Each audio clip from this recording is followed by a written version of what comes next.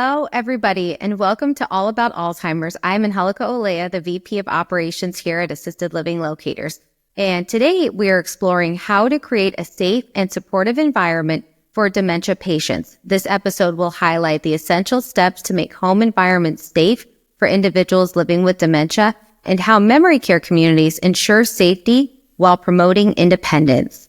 So I would like to ask our viewers, if you have any questions during this topic, please feel free to submit those questions to us. We do have a few questions that we'll be going over here at the end. I would like to start off with asking our guests to go ahead and introduce themselves and just share a little bit of why Alzheimer's and dementia is special to them and what it means to them. So I'd like to introduce our first guest, Miriam Bogard. Welcome. Thank you. Thanks for joining us today. Angelica. I am owner of Assisted Living Locators of East Columbus in Columbus, Ohio. I'm a certified senior advisor with Dementia Care designation. For over 6 years, we have helped hundreds of families find supportive care options and resources in the central Ohio area. I have a team of advisors and myself that support the families on their journey to find the right fit options specifically for their loved ones' needs. Thank you so much, Miriam, for joining us today. And Bill, welcome. Thanks. I own the Assisted Living Locators Northwest Oakland area, and that covers Oakland, Genesee, and Livingston counties in Michigan. And since starting my business 2 years ago, I've helped dozens of families find the best senior living options for their loved ones. I'm also a certified senior advisor, and I go above and beyond to ensure families have access to the care and resources that they need. And I'm passionate about this because I have a sister that was diagnosed with early onset Alzheimer's about 4 years ago. So this is definitely near and dear to your heart. It is. Well, thank you so much, Bill and Miriam, for joining. So we've got a lot to unpack during this episode. So I'd like to just jump right in and get started on our first topic, which will be making home environments safe for individuals that are living with dementia. So Miriam, could you elaborate, how can our families we work with make the home environment safe? Yeah, thanks. Dementia can be a really challenging disease for individuals and families who are trying to support them. Making a safe home environment is important. Oftentimes you might find seniors who are experiencing early signs of dementia with notes all over the home and reminders to keep them in check with what needs to be done. This can lead to a cluttered environment oftentimes, which can be hard for them to navigate daily life, not remember what note is for what day, those kinds of things. In addition, as the disease progresses, they might be challenged with remembering how to operate home devices and appliances, which could lead to accidents or dangerous situations. Just a couple weeks ago, I had a client that I placed his wife into assisted living, not for cognitive deficits, but for healthcare challenges. And we knew at that time that he had dementia challenges himself, but he insisted on staying in the home. And unfortunately, a couple weeks ago, he left a cereal box on top of his stove, which turned out to be a home fire situation that now I had to jump back in and place him into a community. He still is in assisted living, not needing that memory care support, but he definitely does need that supportive environment while his home is being rebuilt for the next 10 to 12 months. So that's a situation where, the home safety environment is not a good fit for him.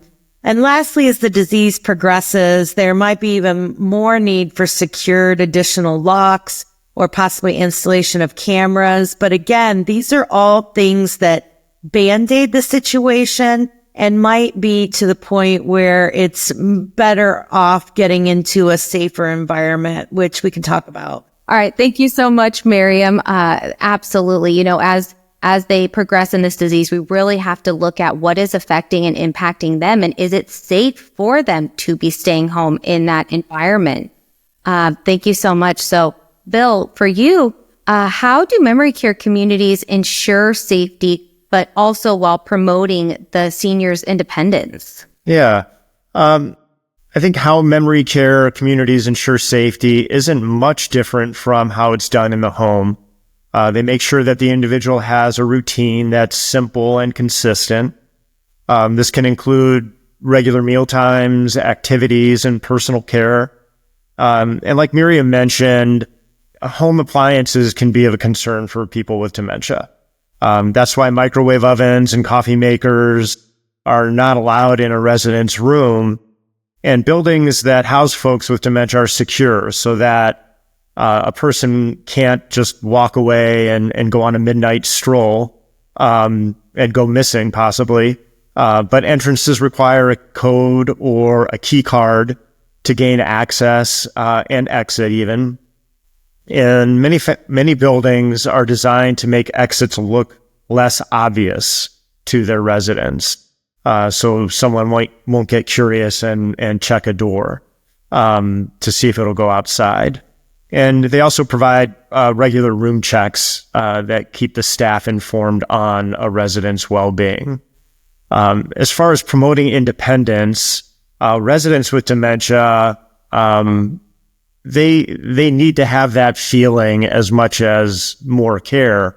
And for example, keeping an elderly person hydrated, especially if they have dementia, is essential to keeping them healthy and happy. And I have a community that they have residents create their own water-based hydration drinks.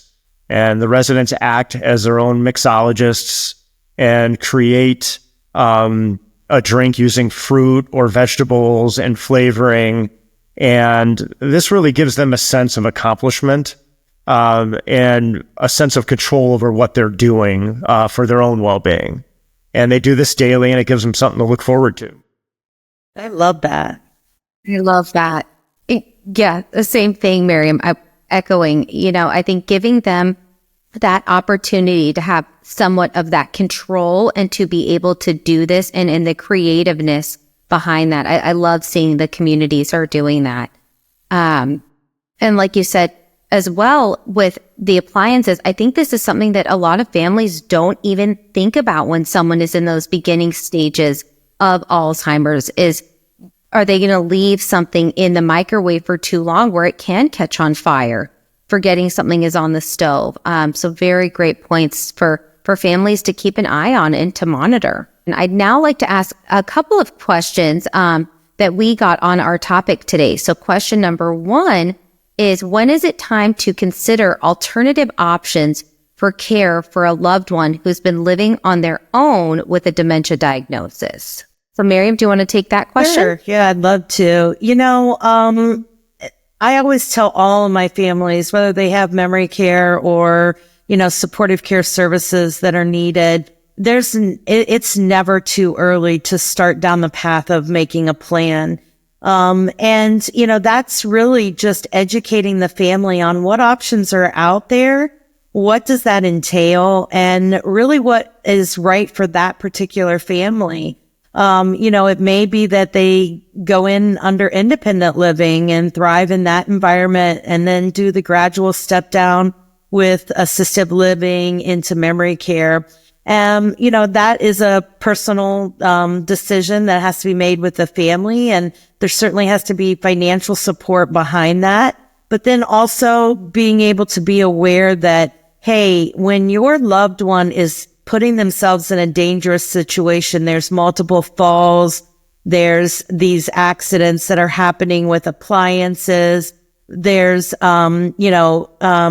people getting out, and confused. I had another individual who went to the neighbor's house at 3:00 in the morning and was knocking on the door. I mean, these are, volatile situations that require intervention. And then that also leads to the importance of having the right documents in place for your loved one early on. As a matter of fact, even me in my 50s, it's an important thing to have settled in my situation, even with powers of attorney and some of the living will documents, just so that everyone, is covered in having someone support them as they age in place, whatever that looks like. So I would say that, there's never, too early of a time to investigate resources. And then that's where our agency comes into play in really focusing with, the family in determining and discussing those options and really going out there. We hold our hands of our client families all through almost end of life, educating them. And sometimes I move in families within days. Other times, it's been a year and we're still working through the process. So that's what we're here for. That's what we're passionate about. And that's where we can provide that support for a family to take the process as slow or as fast as needed, along that journey. Thank you, Miriam. Yeah, such important things to keep in mind, especially when they've got that diagnosis. It's, not potentially if something is going to happen, but when is something going to happen? So having that contingency plan in place is critical. Yeah. And thank you so I think much. One of the other points too is it's important for the families to really understand where they are on their journey. The average lifespan of someone with a diagnosis is 12 years, but a couple of those years may even be formatted before the diagnosis was around. But, we live with so many adult children that aren't prepared to make that admission about their loved one and really take the hand of their loved one and support them through this journey. And it's so important to really have a reality check as the adult child. They will thank you in the long run. Absolutely. So, Bill, a question for you, pivoting a little bit. How do staff interact with residents at these communities? Yeah, I think that how people with dementia are cared for is different from anybody else, and the staff is trained accordingly for that. And that's an important question for folks to ask when they're considering moving their loved one into a memory care community, because caregivers are trained to manage dementia behaviors, especially when someone is in distress or is being aggressive. They need to know how to manage that situation. And you can't talk to or care for someone with dementia the same way as working with someone who doesn't.